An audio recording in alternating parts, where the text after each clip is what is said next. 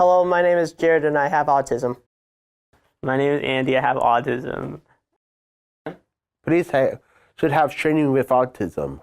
I have autism. People who have autism.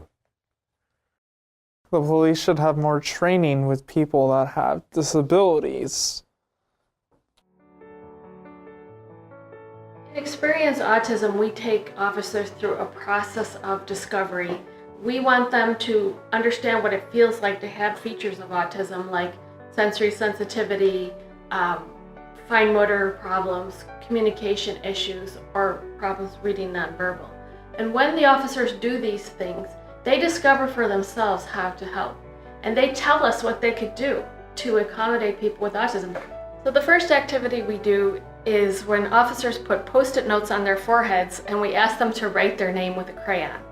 And most of them can't do a good job with that. Our purpose is to help them understand that autism is a disorder of information processing, but we also want them to step back and realize that things that are easy for most people can be very difficult for someone on the spectrum. And once they sense that difficulty for themselves, they're more patient, they're more empathetic, and they're ready to accommodate that processing difference. We have an activity where the officers have to rephrase things, leaving out certain letters of the alphabet. And that really gives them empathy for the communication difficulties in autism and the fact that some people have low verbal abilities or don't speak. How do you feel, whether you couldn't give an answer or you gave a halting answer? How do you feel? It's awkward Awkward. and a little frustrating because you can't just do it. You have to constantly be thinking about the next thing you're going to do. I thought that gave me an insight. I had training before in autism and knew what it was in a practical sense, but to actually experience an exercise or go through an exercise that showed me what it's like to have to struggle with trying to get my thoughts or an idea or just a sentence to communicate with somebody, but be limited in how it was communicating. It was a good experience. We asked the officers to put on oven mitts and attach paper clips to a card, and they can't do it.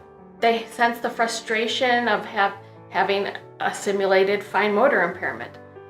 Then we give them binder clips, and they're highly successful. They're still attaching clips to a card, but we gave them different clips. And that's the moment where they understand what an accommodation is. Many officers think an accommodation means special treatment, but it doesn't. It means helping people be more functional and participate more by changing something in the situation. So it's very revealing to the officers, and they dispel that mistaken notion that accommodations are special treatment. They're not special treatment, and they're required by law. So we help officers understand how to accommodate people with social communication needs. I thought the practical exercises that we did really gave me an insight on what it's like to have autism.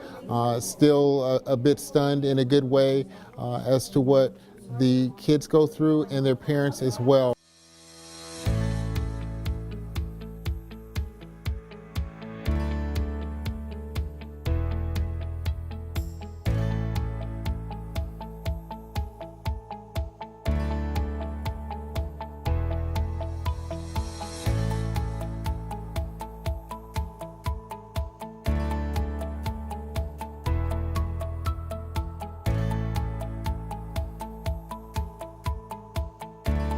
What we love to do after Experience Autism is pair up officers with individuals on the spectrum for a Be Safe interactive movie screening.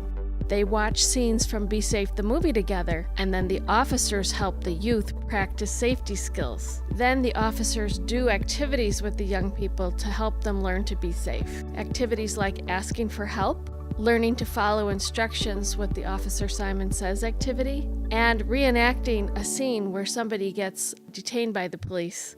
We discover that we give officers the opportunity to see the people they serve, to see the full range of the spectrum of the different ways that people communicate and act and some of the self-stimulatory behaviors. It's all present in the room, and the police get to see it. They get to see how the parents and we accommodate it during the event.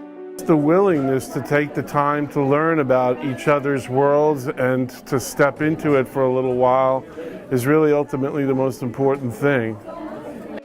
So one of the activities we do is we show a scene from Be Safe the movie that talks about police equipment and the boundary for not touching. Because one of the reasons people get in trouble with the police, disability or not, is for reaching towards the police equipment when the police think they're coming for their weapon.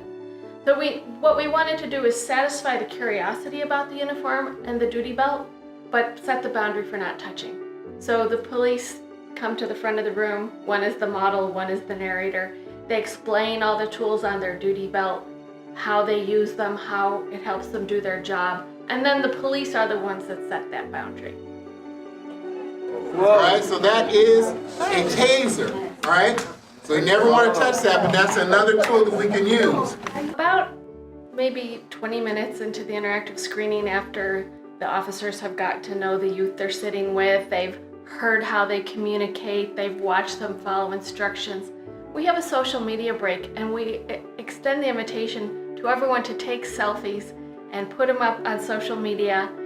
And it's an amazing moment when you see the room have a collective sigh of relief and the room goes, ah, and everybody relaxes. We first build a little bit of a rapport, but then we have this comfort level and this intimacy that you see in the pictures of people who were strangers who now feel like they're forming a connection and a relationship. And it shows in the picture. So the point of the social media hour and showing that the police are people too and that they are interacting with the community members that they serve, that's going to break down those negative associations and build more positive ones.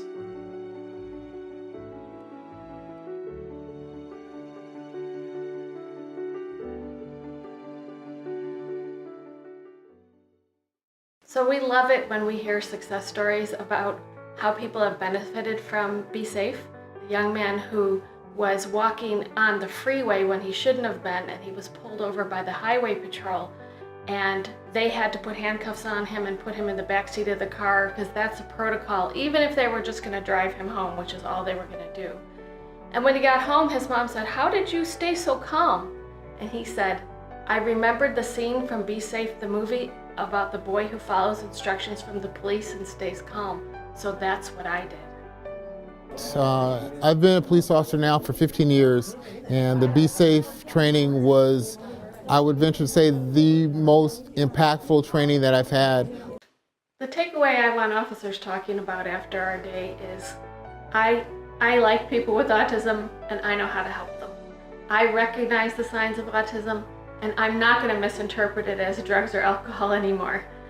I know I have practiced communicating with people with autism across the spectrum. I know how to accommodate certain things, and I'm willing and able to do it because I already accommodate elderly people or young children or someone who speaks a different language, and all those tools in my toolbox, including de-escalation techniques that I already know, can help me interact most effectively with people on the spectrum.